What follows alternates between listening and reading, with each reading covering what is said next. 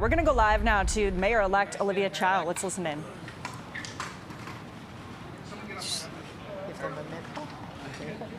Let me go. Okay, ready? Yep.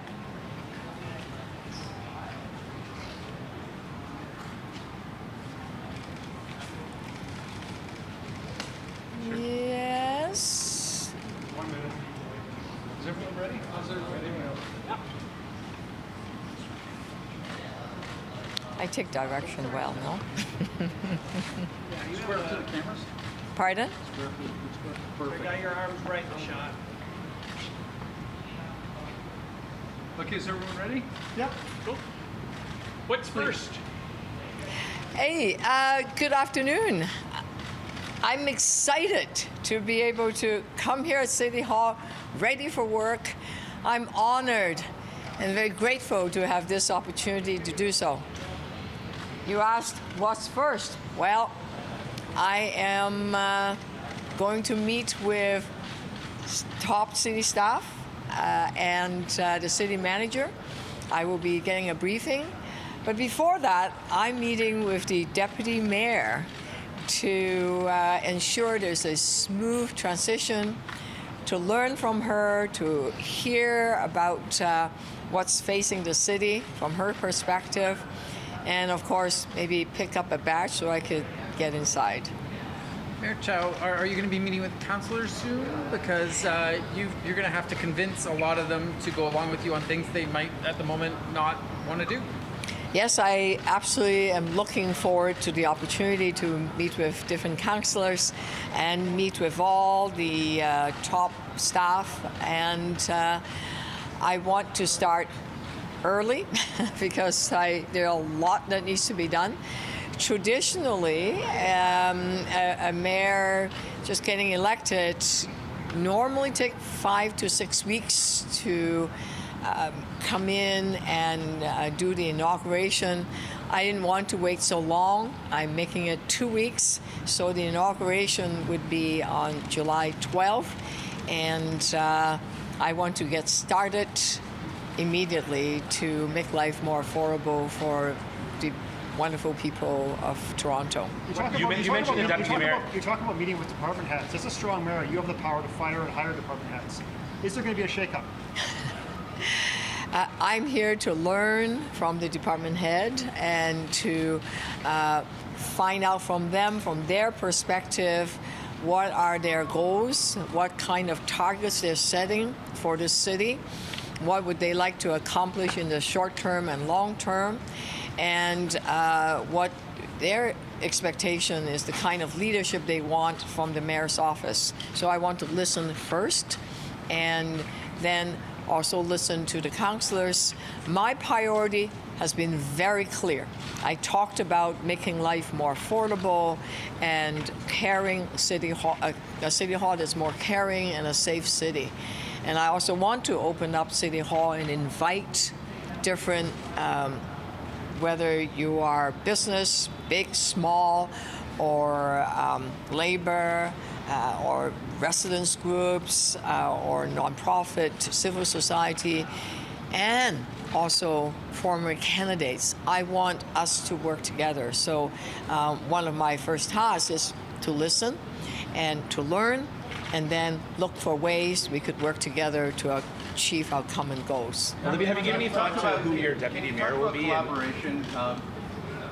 John Tory came in with a group of councillors you can count on. You don't necessarily have that. You'll have to talk to people. You're saying you're going to talk and listen, but will there be enough people to help push forward your agenda? Or do you already have to start thinking about, do I put water in my wine? What do you think? Water into wine. I'm not sure that tastes very good. But, well, I did that last night because I didn't want to drink too much white wine. But I think it's important that we work together. All through my political career, which is 30 years, I've always worked together. And I believe every city councillors and all the candidates really have a very clear goal. The goal is to build more housing, more affordable housing. If that's the goal, let's look at how we could, what kind of approaches we can take. And there, I am sure there will be common ground. And I know that there are some councillors that I might not know very well, but quite a few of them I've worked with before, that I've known before they were even councillors, right? Some of them are former assistants to councillors too. So I've worked with them before, and I would love to connect and find out from them directly what are their priorities, what are they experienced so far, what kind of expectation they have from the mayor's office, and let's come together and make sure council work for everyone. And yeah. Doug Ford has gone from calling you an unmitigated disaster to saying he can work with you. You had nice words for the Premier last night. He said this morning he can work with you. Can you work with him? I can absolutely work with Premier Doug Ford. We love this city, as you can tell. And if that is the goal, that we want to build more housing, because we've been talking about that. We know that Toronto is going to be welcoming a lot of immigrants coming to this city. And we want to make sure that there are a place for them to stay, not on the ground, not in parks. We want to make sure that their life is be as affordable and as livable as possible in this city. So there will be common ground. I look forward to working with Mr. Ford, Premier Ford, and his cabinet ministers, because last night, Minister of Housing and Municipal Affairs and I, Steve Clark and I, also have a conversation, and we said we look forward into dealing with the whole issue of housing. Olivia, have you given any thought to who you want your deputy mayor to be, and what kind of role you want that person to play in your administration? Oh gosh, not on the first day. You have No. said on the first day you'd like to get some housing projects, specifically the ones proposed by nonprofits, that seem to be kind of stuck in City Hall. You want to get them moving. Can you elaborate on that? What's the problem, and what are you going to do? I do not know what is the problem. That's why I'm here to learn about what is the problem. Yes, it's been stuck for a couple of years, and there may be good reasons. I hope not. I will be working with the staff very closely to say, hey, my priority is get the shovel in the ground now. Let's do it. And so let's get that done, right? And I'm a firm believer that if you set goals, set targets, an action plan, I need to achieve this number of housing being built. That percentage of it needs to be affordable. If you set the targets and be very clear by when, and let's look at then what is the action required to get to that stage. And then after we get that, let's then review what is the best practices, what can we do to make it faster, make it better, make sure that it is successful. And then we set another year of goals and timetable. If you don't have that kind of clear action plan, then things can slip through the cracks. Just look at Cafe TO, for example, something very small. It's just something so small that if we can't just get that done, then there's a problem. 係你好，首先恭喜你成功當選市長。我哋想問下咧，你第一樣成為多倫多市長會做嘅嘢係乜嘢咧？ She just asked the question that you ask in Chinese. In Cantonese, I'll answer what's the first thing I'm going to do. 我第一件事就係同我哋個副市長而家係開個會，同埋咧就係最高層嘅工作人員，咁我哋睇下點樣可以快啲起多啲樓，尤其是係可以承擔得起嘅樓。Olivia. Strong mayor power. But what if over the weeks and months you're finding that what you wanted to get done is not getting passed? Oh, I am sure that if you go to ask any of the councillors that do you wish to see housing built now, they will say yes. Would you like Cafe TO program be successful? Yes.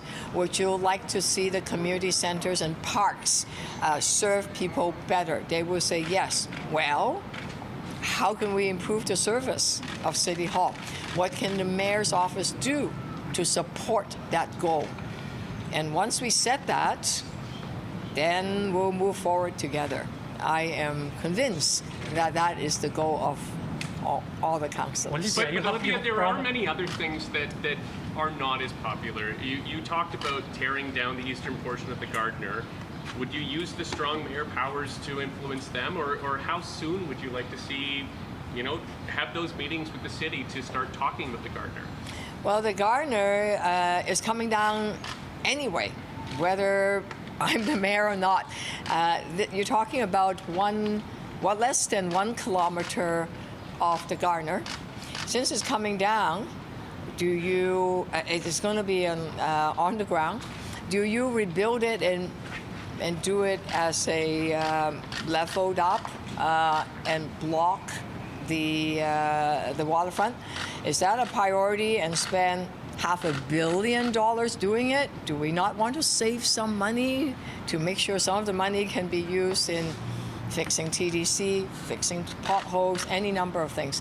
And also not just saving money, the 8,000 units of housing that could be built in that land. Is that not a priority? So that's a rebuilding that upper portion of less than 1 kilometer of Gardiner. It's not going to be built until 2026 anyway. So there would be time for us to get into that conversation, and when we get there, we will solve that problem when we meet there. Olivia, you have promised that you're going to expand services. Given the fact that the city has $1 billion deficit, how is that possible to expand services? Well, as you know, I have talked about other source of revenue, whether it's mention tax, which is impact on the 2% of the home buyers. If their house they're buying is very expensive, then they pay a bit more when they buy a new home. That's like 2% of the 100% of people buying new homes. It's the top tier, people that have a lot of money.